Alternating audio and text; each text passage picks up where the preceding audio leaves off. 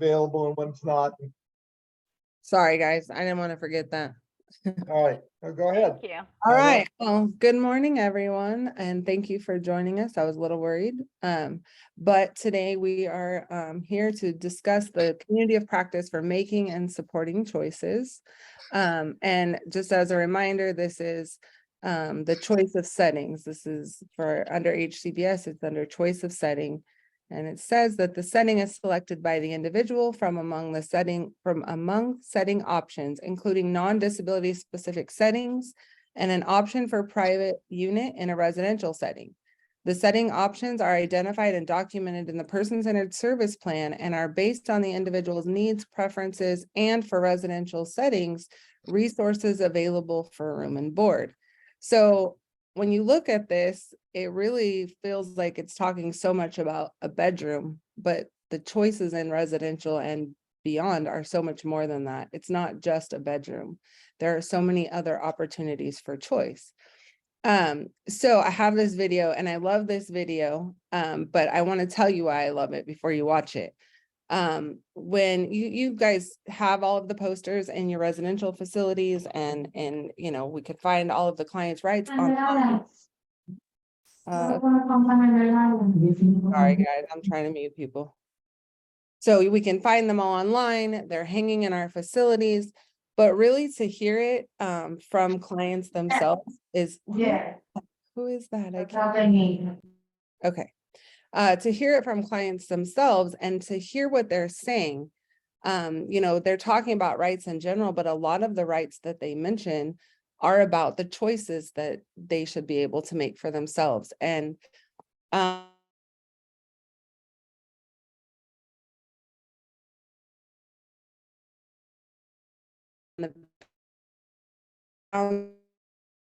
is different. So I'm going to show you. I couldn't make it.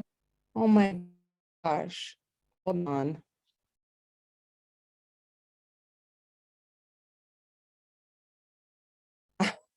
Pamela, you're freezing out. Of course, it's not going to work now, you guys. Is it better now? Is it better? No, you keep freezing. Can you? Okay, give it a sec. I don't know what's. You guys hear me? Yeah, I can hear you. Okay, I don't know, but I'm frozen. Well, you're going in and out.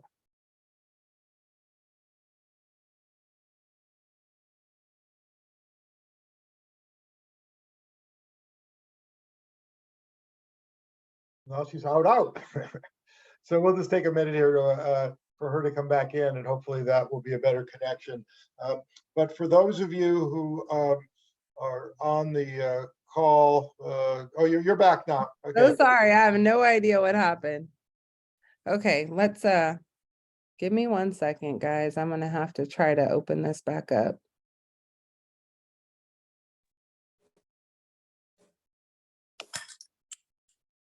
Okay, can you guys see my screen now? Yeah. Okay, so sorry. I don't know why the video wasn't working, and I don't know if it's going to work.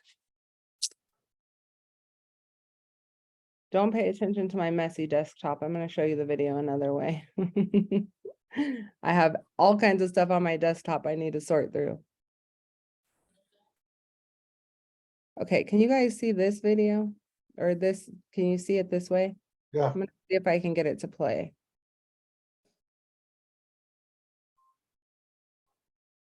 There it goes.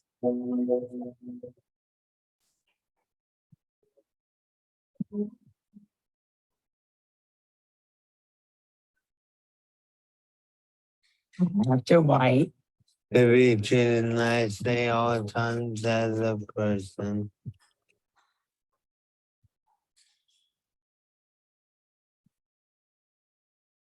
Have a clean place to live.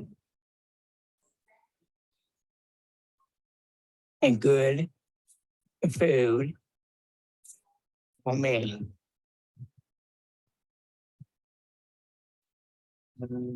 I have the right. I have the right to be able to go to my church that I want to, my temple, to be able to go to the doctor when I'm sick. Be able to have men and women help me in the way I talk, do things with my hands, act or feel, and if I need it.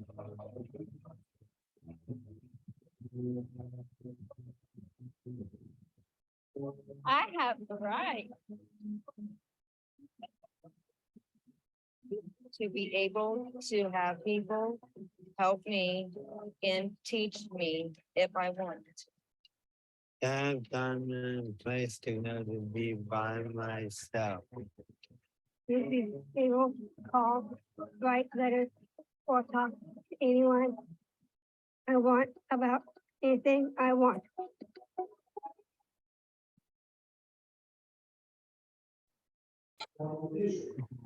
My own faith.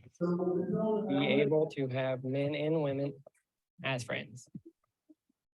Or to be able to join in activities and things that help me grow and be the best person I can be.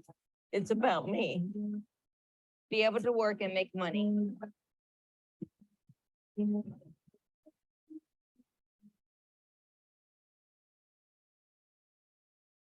Have the right. Be hit, yelled at, cussed at, or embarrassed. To be able to learn new things, make friends, and have activities to do and go my community. Be able to tell people what I want to be part of making plans or decisions about my life. I want help to tell people how do I feel. I have the right. Be able to use my money to pay for things that I want and I need to, with help if I need it. Be able to say yes or no before people talk about what I do at work or home, or look at my file. Be able to complain or ask for changes if I don't like something without being afraid of getting in trouble. And to get minutes I don't need, well, then I hurt myself. To vote and learn about laws in my community. Say yes or no. Part of a study or spirit.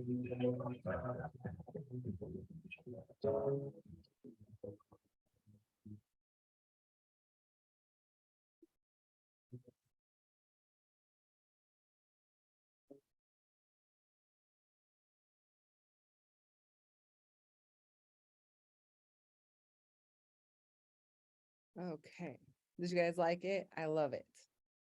So, when I was watching this video originally, I was just thinking about that poster that's hanging in my facility and probably yours. And to hear clients themselves say it, it really hits you differently. Like the things that stuck out to me, and I was writing some down so I wouldn't forget, but like the one gentleman said, I have the right to do things with my hands if it makes me feel better. My interpretation of that is probably stimming, right?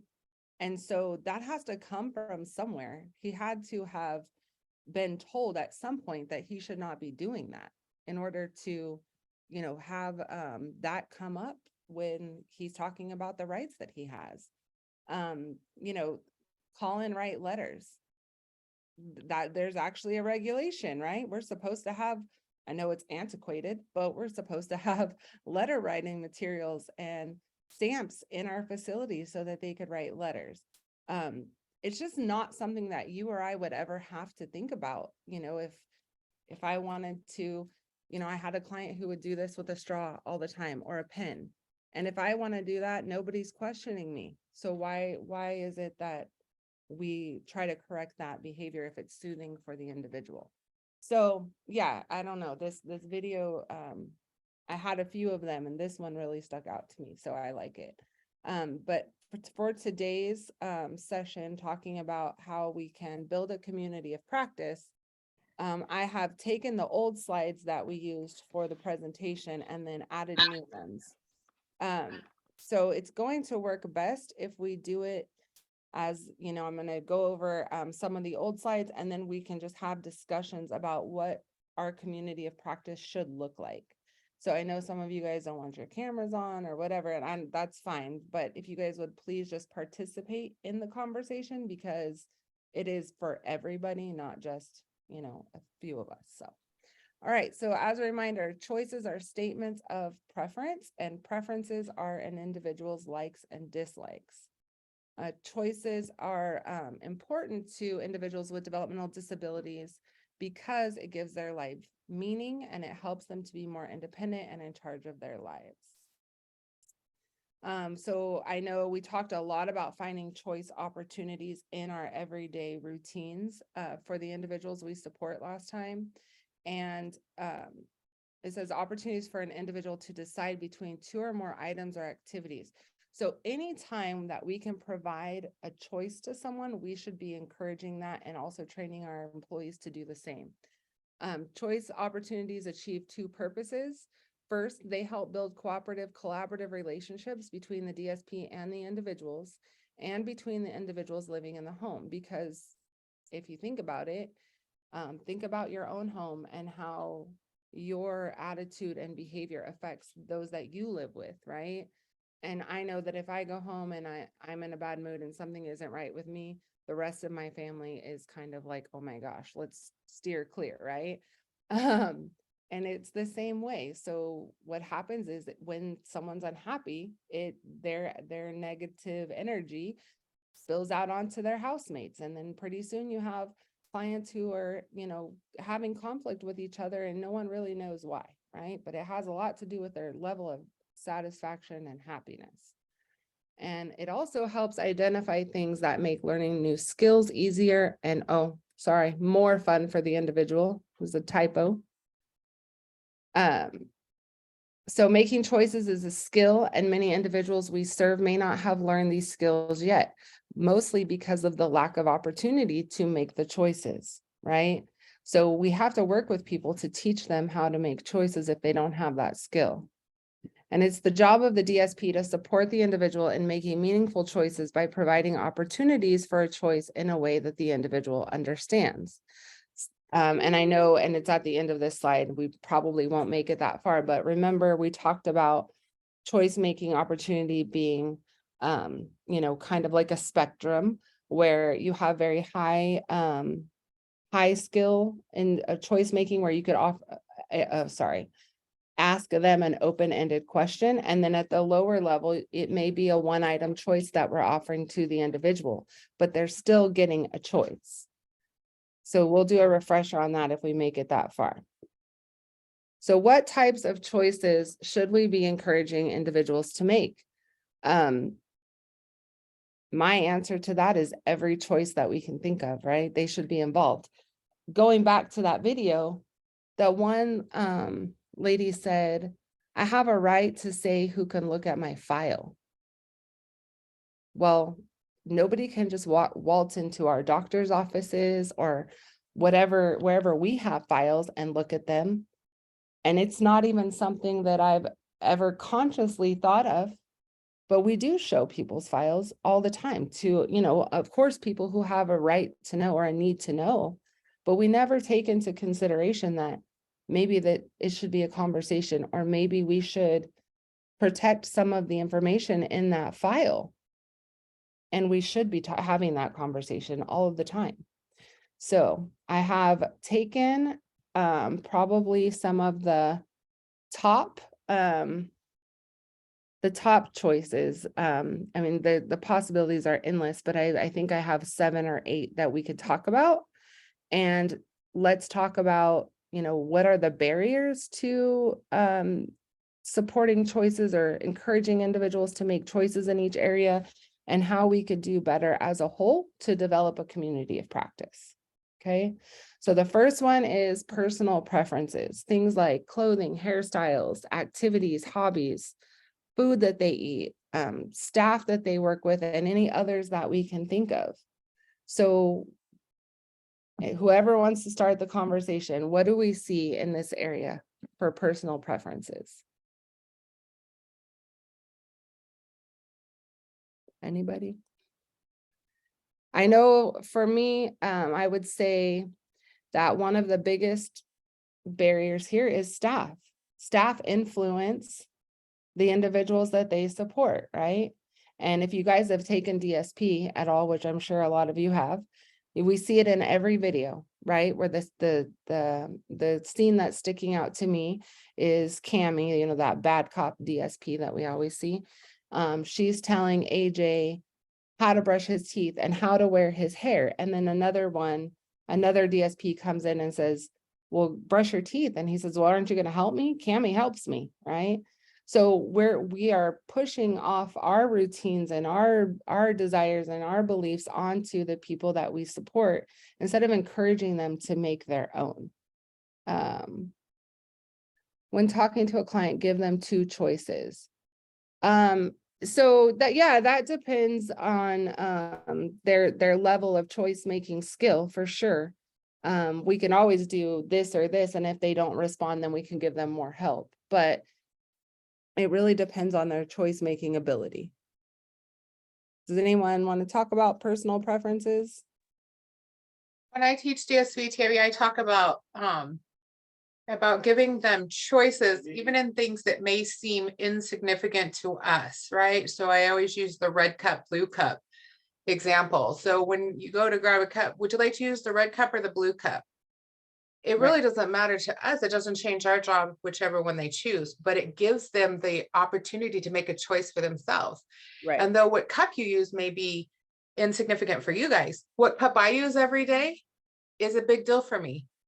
I use Starbucks cups every day. That's all I drink out of. And that's it. It's a big deal for me. If I don't have one of my cups, then I feel like I'm lost. So Right. even though it may seem insignificant to you, it still is offering them the ability to make a choice about their life. Right. And it's funny that you brought up the cup because I'll embarrass my husband because I know this is going to be posted later. But Lisa was at my house one day and she left a cup from her agency at my house. This is probably like 4 or 5 years ago. It is the only cup that my husband drinks out of. It is pink. He loves the cup. It's just a stainless steel cup. And everyone in the house knows that that's his cup. He stole it fair and square. And so why we can't transfer that way of thinking to our residential facilities, I'm not sure. And I'm not sure why we do that.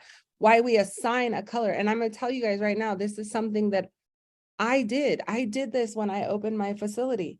I was like, well, you're going to be all of your linens are going to be gray and all of yours are going to be green because it's easier for us. And then I was like, it never dawned on me that I should stop and think to ask like, well, what color would you like to, what color towels do you want? These are the colors that are taken. You can choose any other color. I just assigned them to them. I know what you mean. A while back, that thing about 18 years ago, I had a cat come in and he did not like how I had everything in my kitchen. Okay, hold on. Let me catch everybody up. So about 18 years ago, Nicole had a staff come into her home and she did not like how the kitchen was set up, correct? And he had to take everything out of my cabinet. She tried to take everything out of your cabinets. And I am whatever you want. So she said, what are you doing? I have to rip only that, that I met, so I know where everything She said she needed to reorganize the cabinet so she knew where everything was. and I know, I know where everything is when what let me know. So Nicole said, no, I know where everything is. If you want something, you could let me know. And after that, he never came back. She never came back. Well, I think that maybe she just wasn't a good fit for this, for this field. Tamara, I'm sure that many of you have had the experience of walking through a shopping center, going to the Valley Plaza and seeing a group of 6 people. And all the women have similar type haircuts. All the men have similar type haircuts. The clothing is very almost identical. And they stand out like a sore thumb. It's like, here's 6 adults who are obviously, in some sort of an institution or something, because why are they, they all look the same and, sort of following each other through the mall, and there's no individuality in it. And if we're thinking about how first impressions are critical to our people as we get them out into the community more and more, and acceptance, that's like a no-no. Yeah, for sure. And it is so true. Like I know you didn't use the client example, but it is like such a pet peeve. Lisa and I talk about this a lot. Even like I've been out of town and I see a whole bunch of clients walking through the mall and I'm like, the staff have bags, they've been shopping. You might see them in the food court with the staff eating lunch. Clients may or may not have a sack lunch. Like it's just not, it's not what we should be trying to achieve at all. We really need to be encouraging them, and I look at the clients like, you guys didn't choose to come walk the mall today, not for the 3rd time this week, right? Like, I have a hard time with it. And I'm not saying we should never go to the mall. That's not what I'm saying. We go to the mall. I don't know about our mall's kind of dangerous, but it can be done in a way that's not stigmatizing, and it can be done with client choice in mind, right?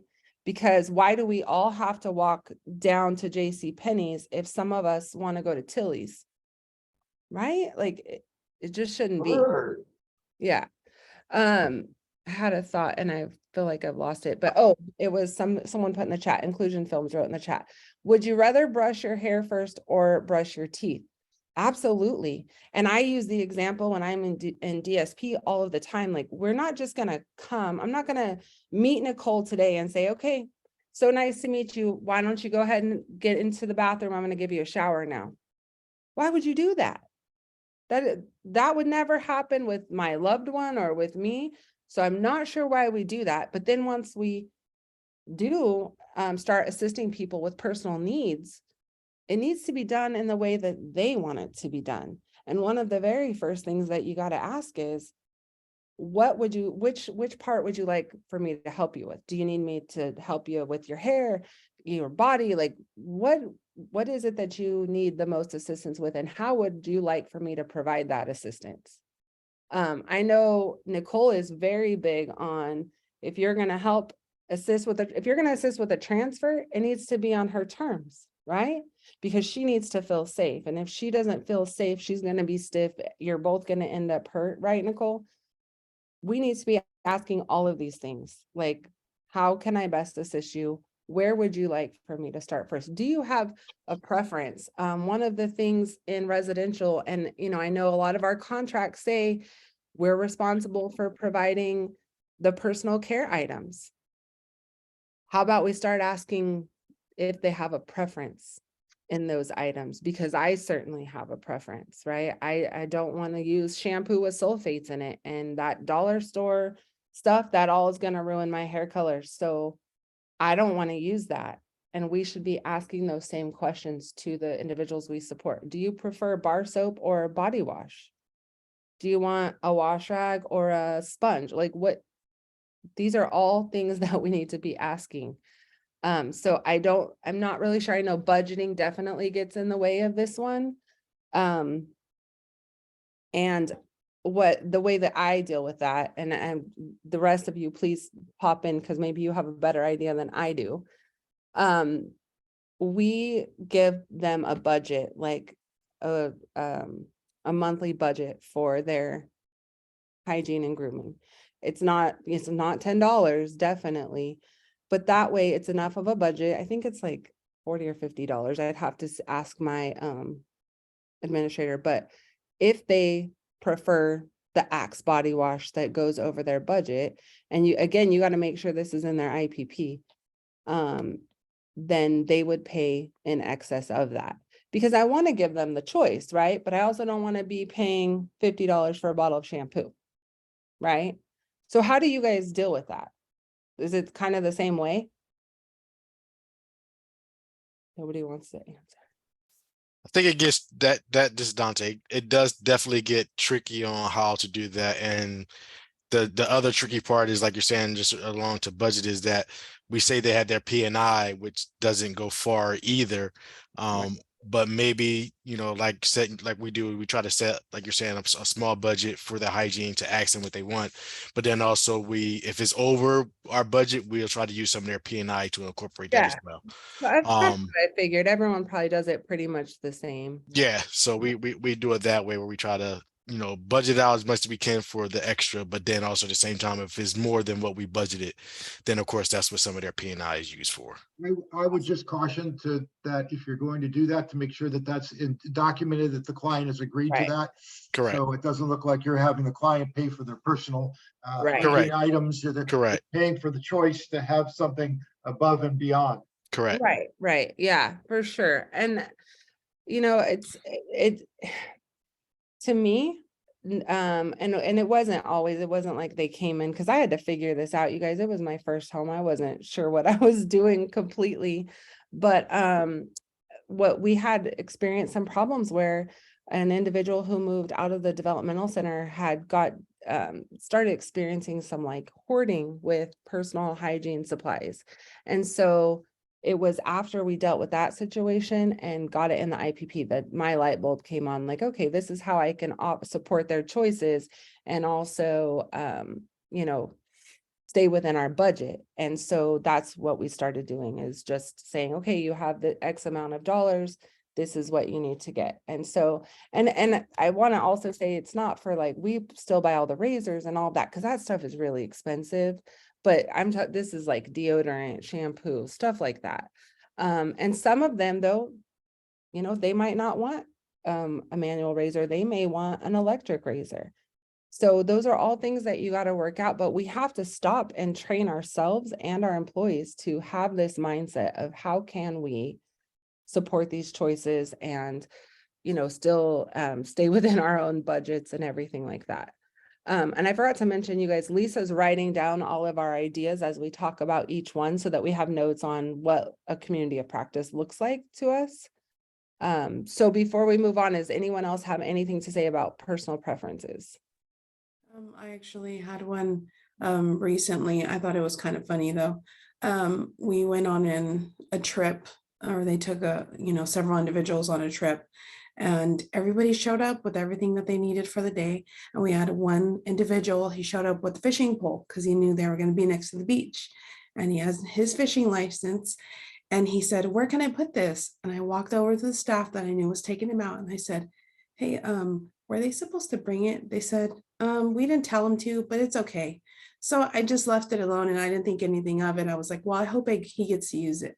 So recently I did see that he actually put it off of a pier somewhere and he caught a fish. So even though it wasn't in the plans, that's what he wanted to do. They supported what he wanted, and he actually, got the enjoyment out of it, that he got to catch a fish where he was at. Yeah, and it's amazing. I know Lisa and I have both taken clients to the beach, and it's so incredible that so many of them, it's their first time. You don't even realize it. They've never seen the beach. And so that's really cool that happened. I have clients who love to fish, and we always, it becomes kind of like a whole thing, because then you got to think about, okay, the staff We got to make sure that they either have a fishing license or that they're only supporting the client. And it is a lot of work, but it is so worth it. So that's a great story. Tamarla, before we move on, there's one that we have on this list that I think needs to be addressed, and that's staff. And we all have a lot of difficulty right now staying full staffed.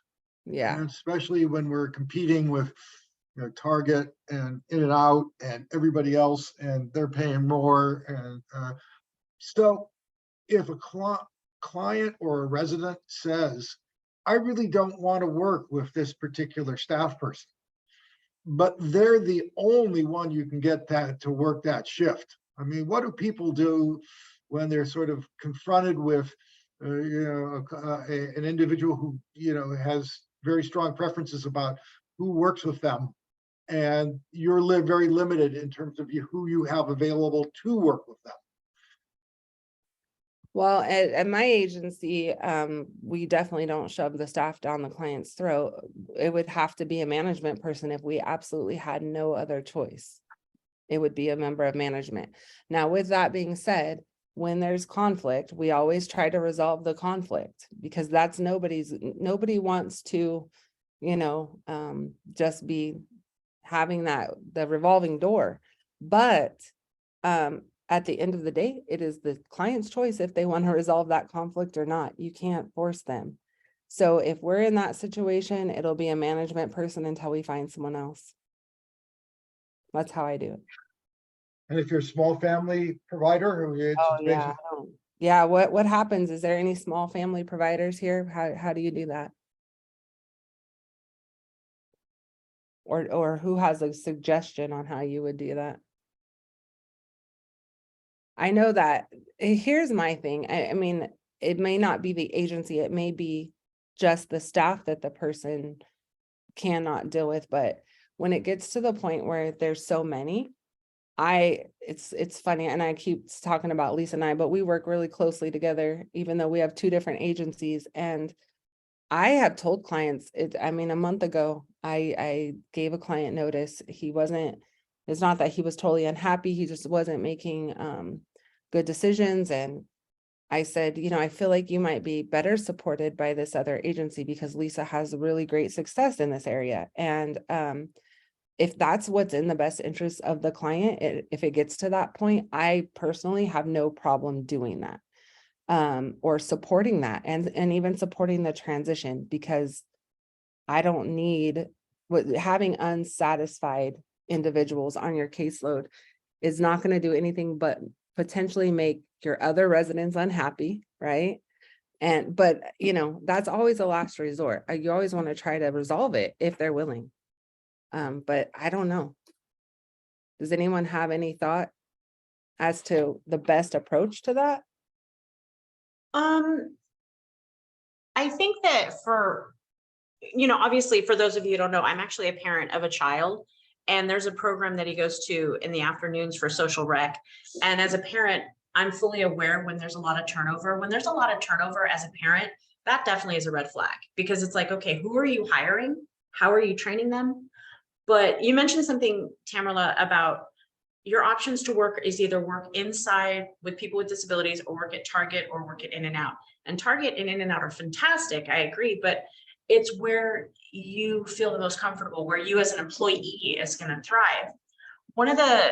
And I realize this now, one of the lucky things about working for inclusion is we have a really good staff that gels, and that cannot be understated. I mean, that is one of those secrets that nobody really talks about. But if you surround yourself with employees that are doing great and they're happy and everyone gels, that's gold.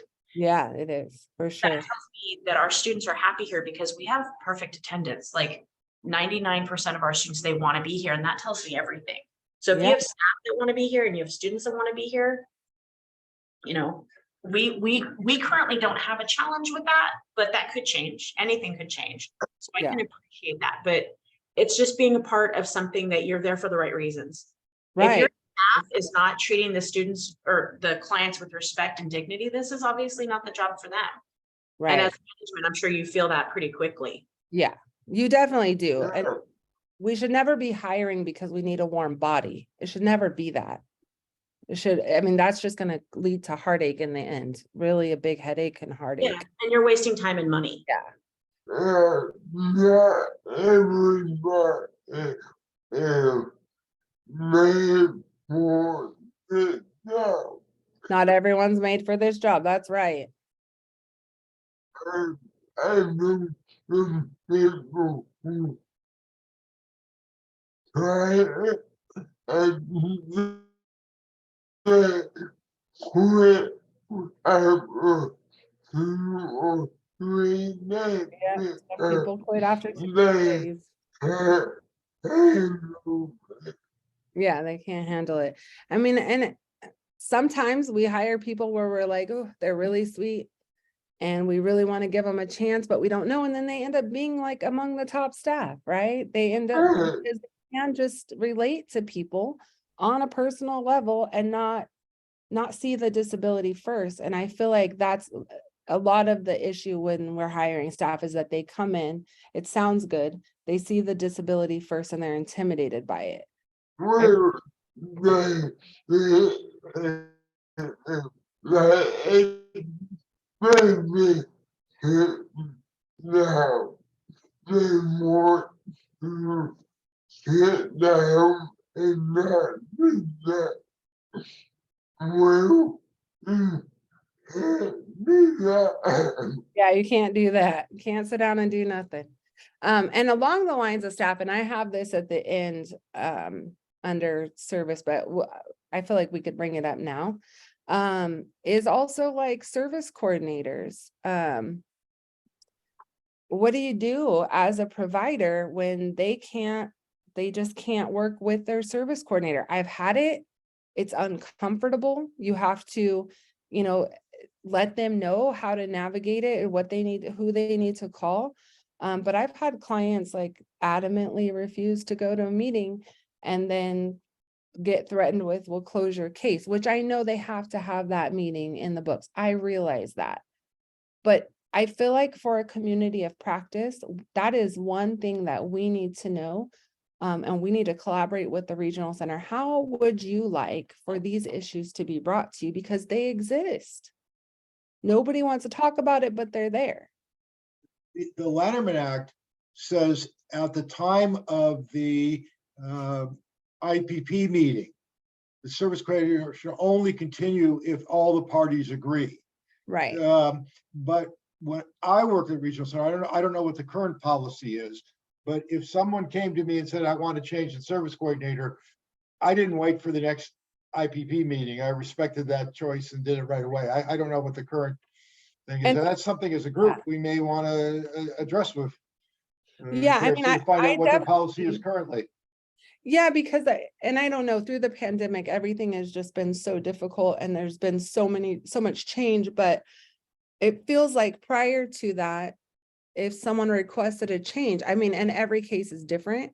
If someone requested a change, in some circumstances, they were told they had to wait for the quarterly report to be done before they could transfer the case and things like that, which I say that's not what the law says. But I would definitely appreciate some direction on that and what the policy is, because not my goal to, be encouraging clients to run and change their service coordinator, but you guys know, you hear the issues and you hear the unhappiness, and then you're burdened with the fact that, okay, who's going to be upset at me if I bring this up? Because it's a real issue. So I think that definitely that needs to be on the list.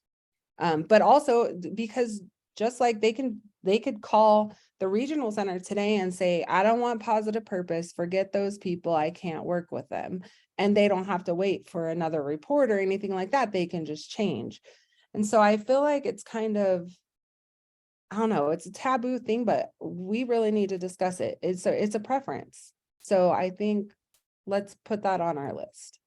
And like I said, that it happens to us as agencies too, and we just have to roll with it. So, all right. The next is living arrangements. Are they going to live in their own home with a roommate? in a residential placement, family home, room and board, or any other possibility. And the thing that when I was typing this slide, one of the things that came to my mind is the fact that I have an individual living in my home, which is a specialized residential facility, and he's been there for several years. He's not on a court order. He's only there because he can't save enough money to move out. And the regional center continues, to his placement there. And it's not that I'm, complaining. I'm getting paid, but just to see him thrive would be better. And how do we get from here to there? Because it used to be that in these cases, they would get, a one-time check to move out and get their apartment if that's what they wanted. But the law has changed and they can no longer do that. And so how can we support individuals in this predicament? And I'm sure several of you guys have them. I'm going on record saying, I know that this guy probably does not need to be here. And would like his own home, but he doesn't know how to get from here to there. He can't save the money. And so what do? Right? It's like this cycle. We want to support him. He doesn't make enough money. There's not jobs anymore like there used to be. And so this is his predicament. And, but even in residential placement, let's just say someone is on a court order to be in a residential placement. Where's the choice in that? I mean, in my mind, it should be something along the lines of you have to live in a specialized residential facility. These 3 or 4 have openings, which, go on a tour, meet the people. Which one do you feel like is the best fit for you? But I don't think that happens. I know that I haven't had someone come and try out my facility in probably 8-9 years. And that was because that individual was leaving a developmental center. And, he did like a weekend visit prior to placement. So he did a daytime visit and then a weekend visit, and then he moved in. But I'm not sure. I hope that on some level this happens, that those choices are offered, but it has not been my experience since that case, where it really did happen like that. And so I feel like we could do better in that area. It definitely might help with placements that are done and then have to be undone. I know I've had someone move in on 2 occasions. I've had people move in and then before 60 days, they're having to be placed elsewhere because they weren't a good fit. Hey, So- Tamara, I totally agree with what you're saying. I think what happens a lot of times is it really needs to start with the regional center in regards to uh ensuring that the placements that they're recommending are a great fit for our individuals. But like you're saying, also is to do those pre-placement visits. Right. So that way that individual can have that choice of where they want to live or where they want to go. Most of the time what happens is they get one placement and that's it. Right. Instead of Yeah. saying, here's 3 or 4 that you can go take a look at and kind of, you take your pick from there. So I think a lot of times what happens too is, sorry to say it, Regional Center get away from that practice of the pre-placements of saying, Right. here's the options that you have. And I think it's going to be up to them to realize that with this new ruling, they're going to have to start allowing those individuals to have those choices because now they're going to be forced to do that. Right. And I feel like if there is only one opening, like maybe it needs to be said that way. And then if that individual's placed, there needs to be a follow-up. And I think that part of that is we've gotten away from having 30-day meetings. There's what happened. I can't tell you the last time I've had a 30-day meeting, probably before the pandemic. Go ahead, Nicole. What were you gonna say? That would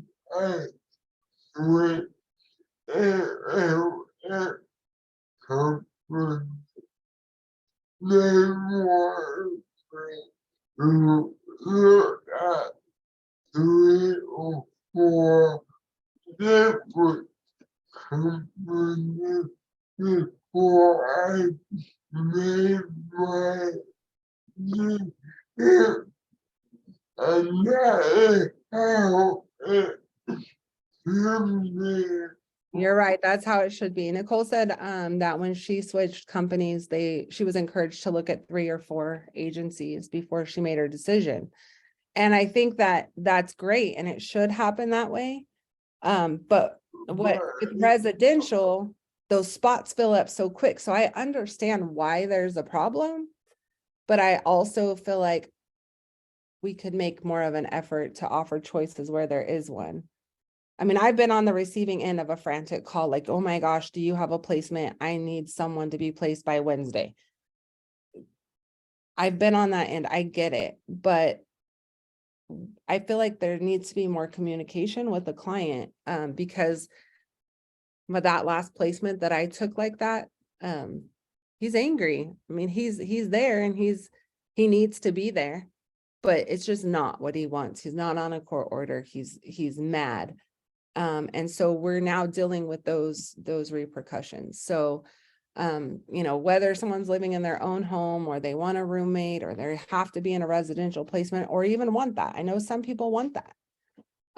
We need to do better about the choice to make that transition and also with following up on how it's working out. I feel like it just gets lost. It's like, especially in residential, it's just so much more regulated than like SLS. Like Nicole, there were probably 20 agencies you probably could have looked at if you wanted to see all 20, right? The placements like that for residential are not, it would never be that many placements or we'd all be out of business. So it's a conundrum. Yeah, I also had an issue with one of my previous residents where she didn't want to be in the placement and had a lot of behaviors and was leaving and physical aggression, verbal aggression, and just a lot of things was happening. We didn't feel that our placement wasn't appropriate for her, but her thought was that she wanted to move out and be independent. So a lot of times actually it's kind of hard to give them those choices when we know for a fact that they're not going to be successful. And it kind of hurt my heart because regional center was like, and was more of so like, well, if she goes out and fails, she fails.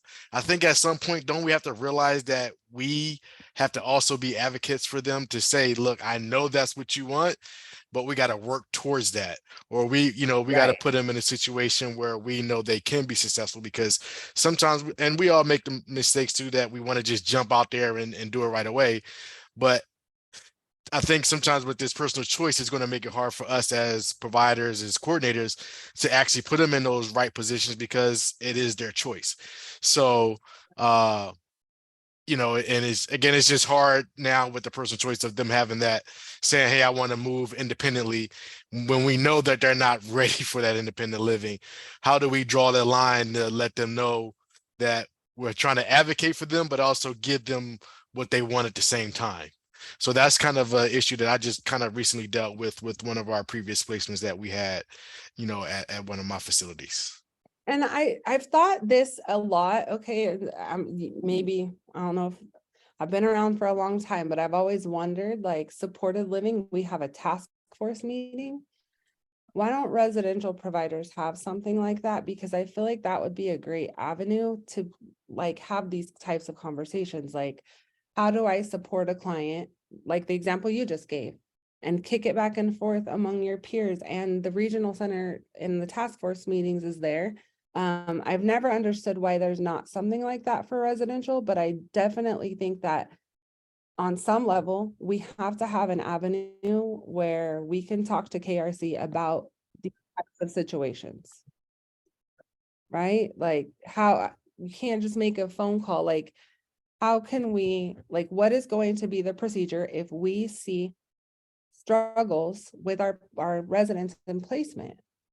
Who, how long are we going to give it? When can we have this meeting? And I know that there's so much change and turnover that we're not going to call and say, hey, I know we had the quarterly last month, but do you think we could have a meeting tomorrow? I know that's not going to happen, but there needs to be a procedure, because in this case, like, maybe there's not going to be an immediate solution to please this client, but maybe if we got it in her IPP as a goal and we set plans to work towards that goal, she would trust that we are truly trying to support her and just make the best of the placement. I don't know. What do you guys think? For those of you in residential services, I don't know how many of you looked at my last newsletter, but number 15 had some state statistics on the population that we're serving. And probably the two groups that in the near future will need residential services.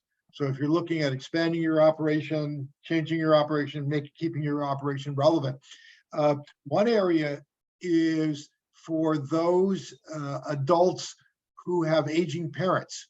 So the baby boomers, the people who are 60, 70, 80, who have children who are now in their 40s and 50s and 60s. And so now mom and dad, or the one parent, needs assistance and they're no longer able to care for their son or daughter. So that's one group that's rapidly growing in terms of need for some sort of a living arrangement. The other group that we're going to be seeing in the future is in the next 5 to 10 years, persons on the autism spectrum scale will surpass cognitive disabilities in terms of the regional center system.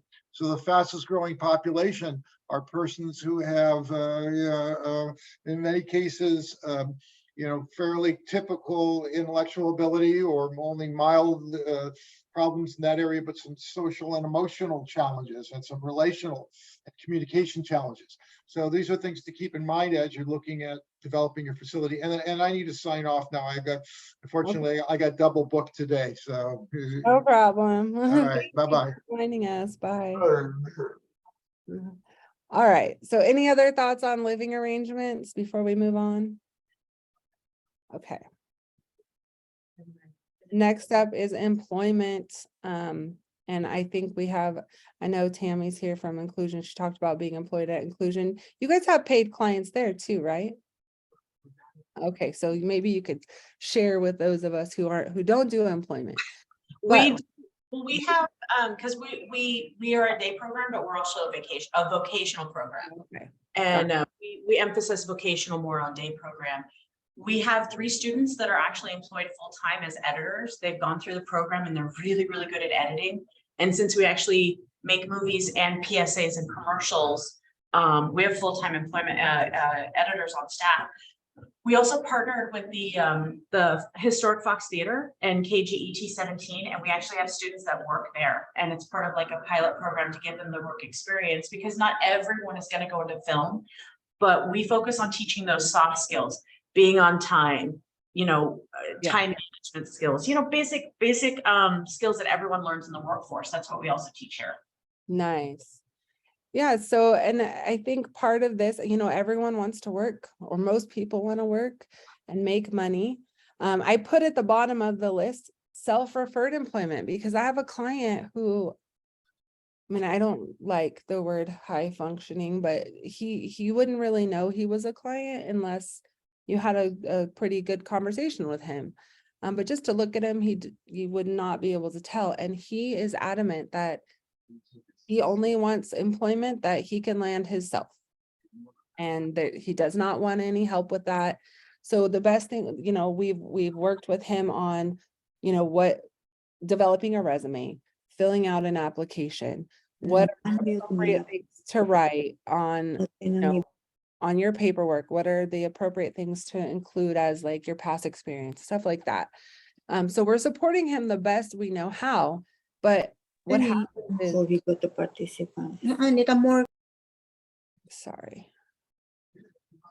Okay. We are supporting him the best we know how, but this is a different situation for every client who wants to work. Some of them really like having a job coach. Some of them, are fine with volunteer opportunities so that they can, get to know people in the community. Other people want to go to college or to the adult school or a trade school.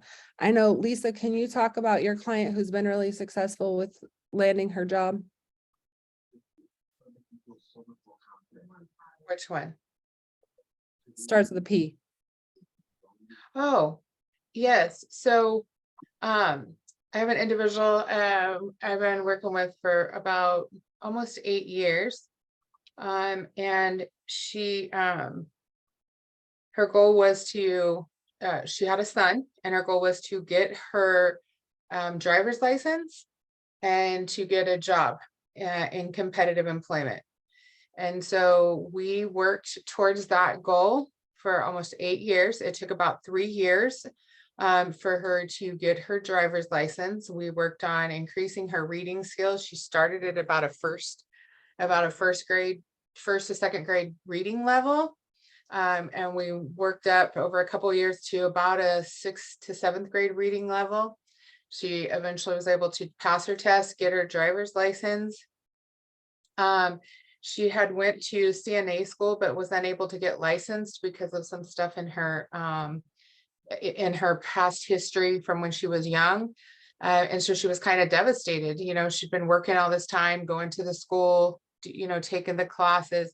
And recently she was able to gain competitive employment as a physical therapy assistant. Started at 20 hours a week, and she just came in a couple weeks ago and told us that they offered her a full-time position. So she's a full-time mother who drives, and her son is in Cub Scouts, and she's going to be working starting in June as a full-time physical therapy assistant. So Yay. but Yeah. that was a long process. It was a lot of Yeah. goal setting and a lot of work on her part and a lot of effort. It took about 8 years, but she did it. Yeah, Yeah. it's awesome. Yeah. So we have people that are at all different levels. And, you know, one of the main issues with this is there's just not enough jobs to go around. And I know, you know, they're constantly coming up with new job developers and new avenues to try to get this employment, but it really doesn't help the burning desire in all of our clients' hearts when we tell them they're working on it, right? They've been hearing that for so long, and through the pandemic and everything, it's just gotten worse. And so, you know, I'm not really sure how we can better support people, but it needs to, it has a lot to do with just getting them integrated into the community, because I'm telling you, once you help them build these relationships in the community, they are so much better off. I had a client who has intermittent explosive disorder, tons of behaviors, tons of challenges. If I could get him integrated into the community to where he just went to the Glenville Rodeo without staff this past weekend with someone who he's built a relationship with, who is unpaid, we could do this employment or school thing. Okay, we can find a way, because it was the most challenging thing to get this person to a point in his life where I could send him in the community without staff. But he did it. He spent the whole day in Glenville, had a glorious time. No issues. And I think that that's the whole thing. Like, we have to, when we're setting goals for people, like with him, he said, I want to be able to go somewhere without staff. He says that a lot, right? And of course, we have to remind him, like, your behavior needs to support, you know, those goals. But sometimes what we're very guilty of is setting goals that are too far out of reach, right? We tell them, okay, like when we're planning their meeting, well, maybe this time next year, well, that feels like an eternity to them, right? It feels like an eternity, especially if it's something like related to behavior or something that, you know, maybe, you know, if they're having a behavior daily and you're having to do special incident reports or behavior reports, telling them a year from now, we're going to talk about maybe you going to school or getting employment. That's already, they've already given up before they've ever tried to achieve that goal, because it's too far. So I'm not really sure how we can do it when there's so few opportunities, but I'm telling you guys, the colleges will work with you. You know, BC has lots of programs. They have a special student services department that can help. And I think that right now, the problem is that we know there's not a lot of jobs and there's not a lot of opportunities. And we're, as providers, sitting around waiting for those opportunities to pop up, when sometimes we just probably need to try to make them happen ourselves. Not the only from people look at people with a disability and they will people how and only them to do what you want to do. It's been your pleasure to prove them wrong. Let me, I had a friend that worked at the U.S. land management, and he told me to come in and volunteer my time. Well, I went in there and I went in for a computer lab, and they had that interview with said how in the head can we hear a computer. So let me catch everybody up. So Nicole's talking about interviewing for a position, doing computer repair. And she was asked to demonstrate. And so she waited for a computer to open up and then you fixed it. Yeah, And then the lady said, how the hell did you do that? but I volunteer. I'm sorry, you, I volunteer. okay. But I was only there for 2 weeks. You were only there for 2 weeks. And they offered me a full And they time. offered you full time. Well, see, there you go. But the problem I think is getting the person in front of the potential, in front of the opportunity. Right, And I don't know how we can change the circumstances, you guys.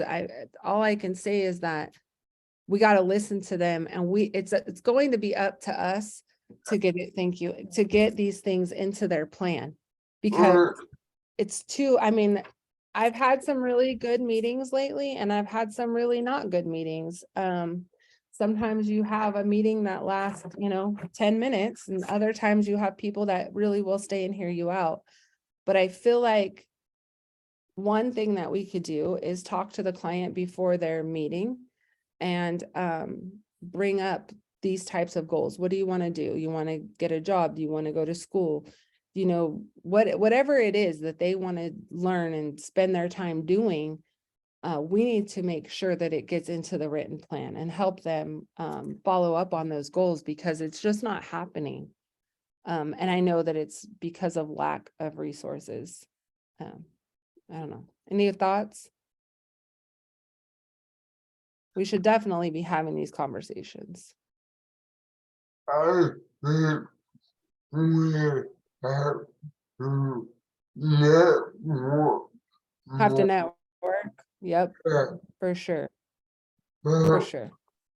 we might, right, we might know someone where that work will work on hand and talk to the one that we are thinking about letting them or let that consumer look at their place. I'm sorry, you broke up a little bit, but yes, thank you so much, Nicole. All right, so moving on to social rec. I know this is a big conversation. There was just social rec RFP put out. So hopefully this brings lots of opportunities for our adult clients. I know they did a kids one a few weeks ago as well. So hopefully there's more of these opportunities coming. Now, I don't want to, talk about any specific programs, but I do have lots to say about the experiences my clients have had with some social rec stuff. And maybe, Tammy, can you talk about your experience as a parent with social rec?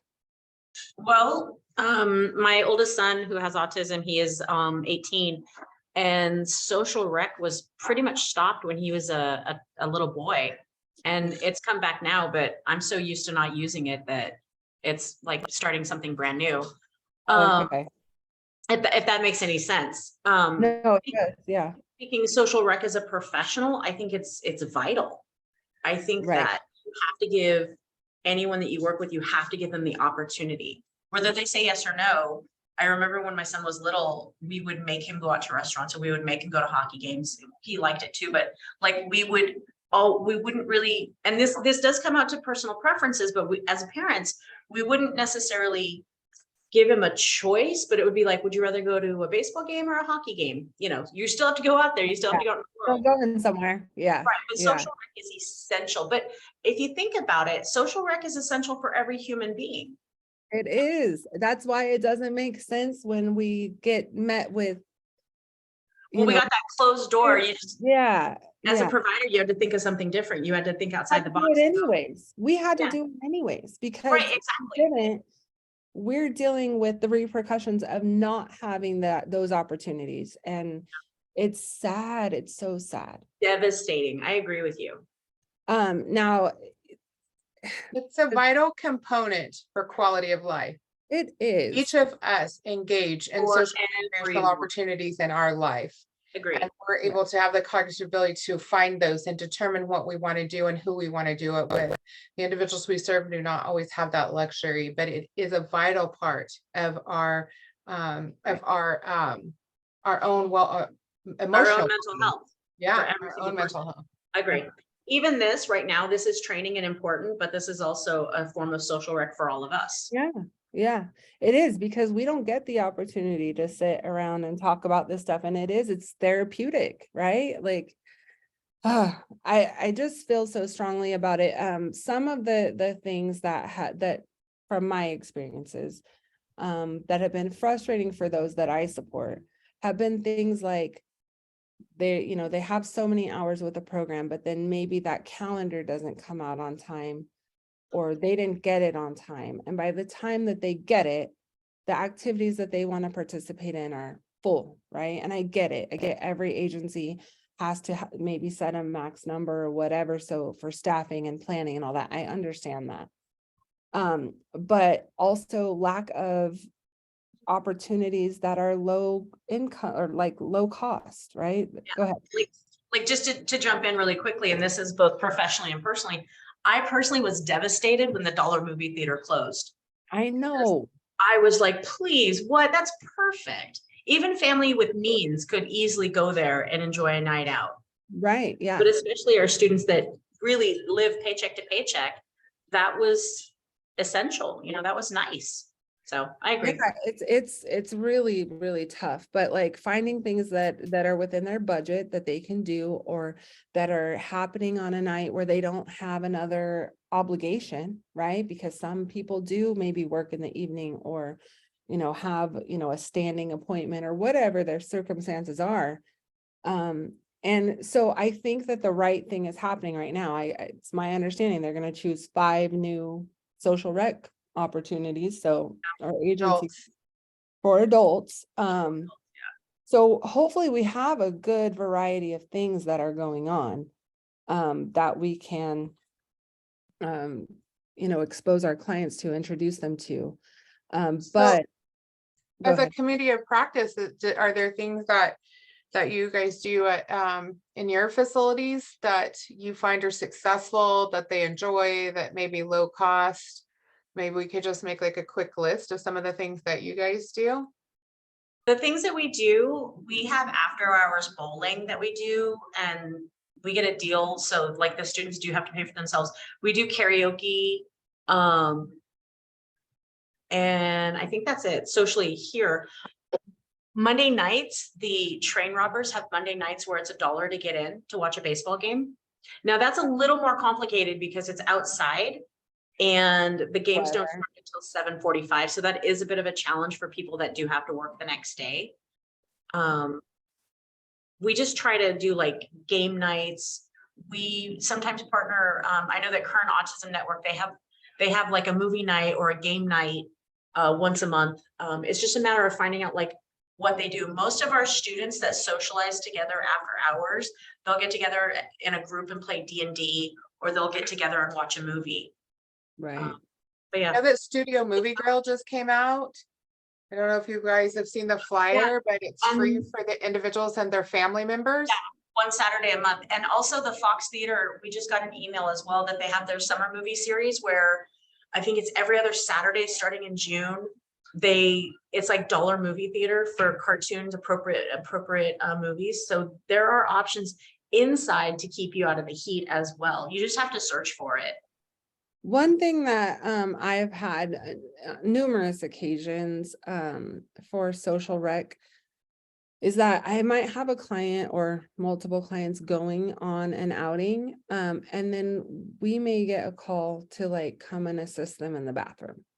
And I'm like, staff don't assist in the bathroom? And I don't know if that's specific, if it's definitely specific to one agency. And I don't know if that's like a standard, but I'm hoping with these new programs, that's not a thing, because it's stigmatizing. I don't want to go out with a group of my friends and have my mom come bring my medicine to me, right? Like, I just wouldn't want that. And so I understand that in some circumstances, it may be an individual need, and that's perfectly fine. But in my mind, it's very stigmatizing to have to do that. And so I'm hopeful that that changes with some of the new programs. But I'm not really sure why that was, or if it was just specific to a few difficult clients that I had. I don't know. But I don't think that we should be creating more of a spotlight on those kinds of needs. And the one thing about it is doing social recreation as a group. I mean, I know the goal is always going to be, inclusivity, right? We want to integrate people in the community. We want them to feel accepted and valued. But it has to start. How are we going to start it? It's always baby steps, right? It's always going to be a group of peers. But if we can take a group of clients, let's say to the melodrama, right? And they, they attend once or twice a month, and they get to know the actors and the people there. Over time, they're going to build those natural relationships with people in their community to where they may go and hang out and play D&D. I'm going to use your example with one of the actors from the melodrama on a Saturday or something like that. But if we never get people out, how do we ever expect for them to be included? It's kind of like this double standard. And I know, with the social rec RFP that just came out, that was one of the things is like, tell us how you're going to be inclusive. Well, okay, I'll tell you, but we also have to have an understanding that it doesn't happen overnight, right? We have to have repeated exposure to the community in order for, the individuals to learn socially acceptable behavior, right? Sometimes when we're going out, we may have people that do things that scare other patrons of the business. And then we can, kind of have the one-on-one conversation, explain why that's not okay, and they can do better next time.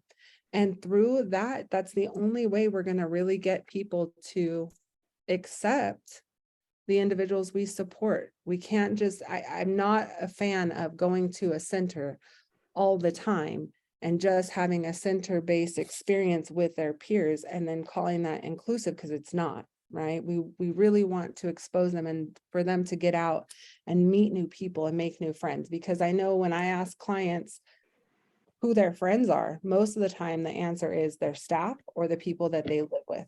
In a residential setting, their best friends are the ones, you know, that they're friends by circumstance. And so that's really heartbreaking to me. And religious activities is something else. I hear a lot about how people don't get to go to church. And I'm not suggesting that it's the responsibility of anyone in particular, but we need to find ways to support those desires. You know, if staffing on Sundays is a problem, or Saturdays, whatever day it is, we are going to have to think outside of the box in order to support those individuals. Maybe we take them for the first few months and then they develop a relationship and they become comfortable riding the church bus if that's what it takes, but we have to start somewhere. I would much rather say this is what we're trying than, oh no, we haven't thought about trying that. So what do you guys do about the church thing?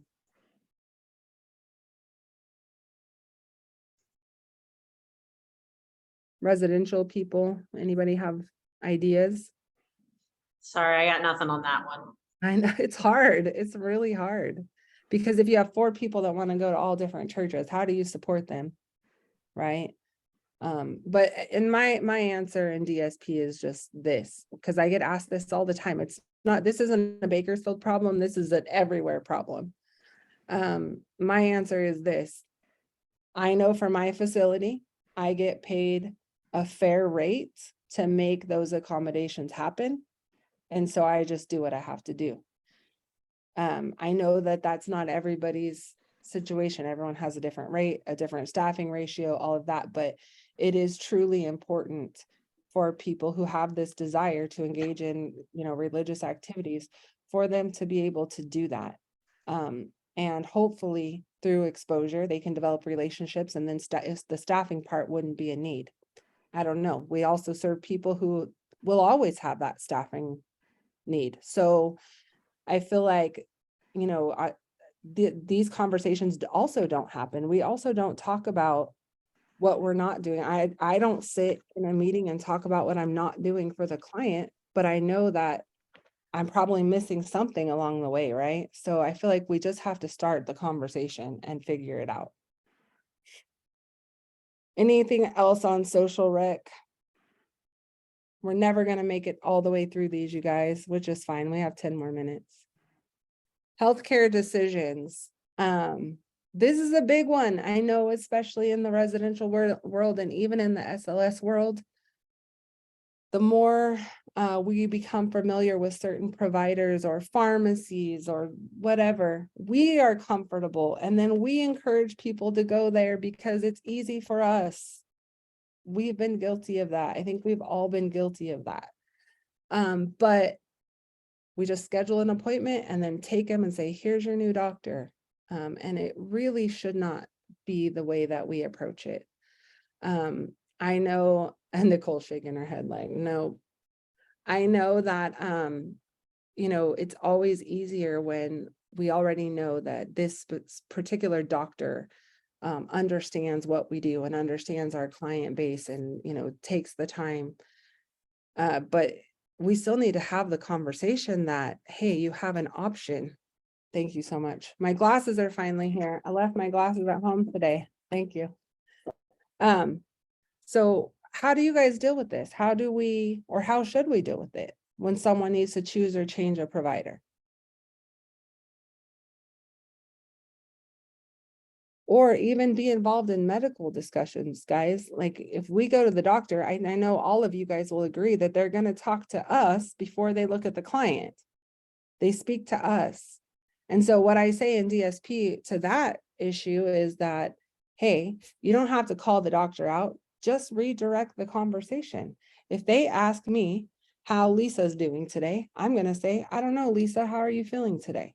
Right? We don't have to call them out or embarrass them or anything like that, but just doing those kinds of conversation redirecting communicates respect to the client, and they're going to feel so much more empowered by those actions.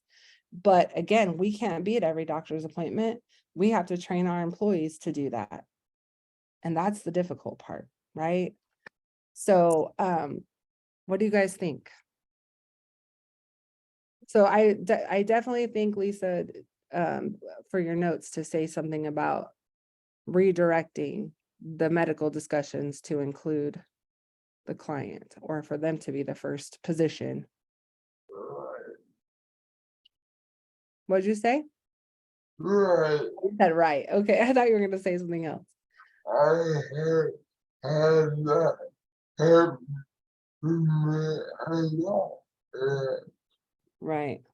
I even had not tell me that I did not be out on my own.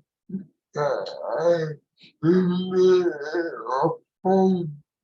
And I left with a home. So Nicole had a doctor tell her that she should be living in a home instead of out on her own. I walked out on the She walked out of the office. Good for you. All right. Does anyone have anything to say on this? It's just really, we should be considering the individual when we're talking about providers, treatments, medications, pharmacies, or having discussions. It's, you know, I don't know if you guys have anything to say, but I agree with him. And we don't know how they are here, how would the doctor go? right. Well, and the other thing is sometimes when we're in front of a doctor,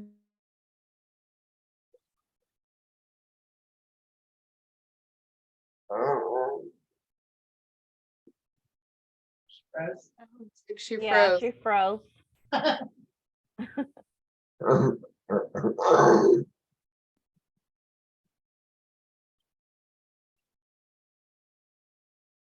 don't know what happened. Are we back? Are we back now? Okay, I don't know what happened. I was saying sometimes when we're in front of medical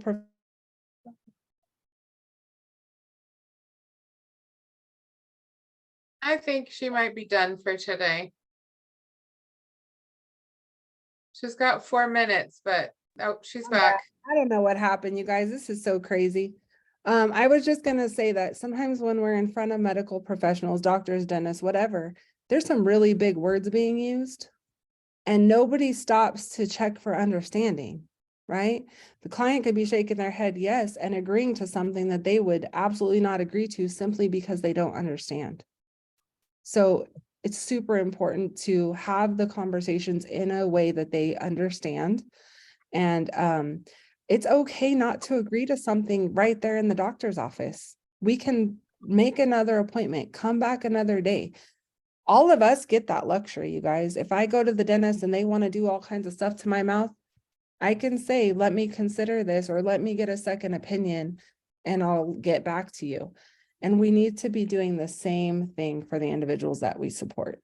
There's no reason why people should be pressured or put on the spot to make decisions that they don't even understand. So, but the computer is wacky, so we'll go ahead and call it a day. There's several more slides about, thank you guys so much. There's several more slides about different areas. Irene will be posting those in a day or so. So if you guys, what's our next date, Irene?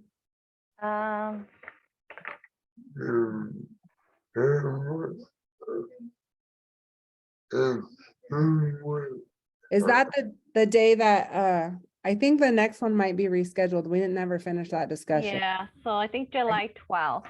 Okay, so it looks like July 12th, but we will get the updated information out. Lisa and I have a DSP obligation we have to do, so we'll get the new date to you guys. Okay. Thank you so much for attending. Thank Bye. you. Do we need, hey, do we need to send Irene Yes, if email? you can send me 3 things that you've learned from today, please. Yeah, 3 things. Thank you. Thank you guys. Bye. Bye.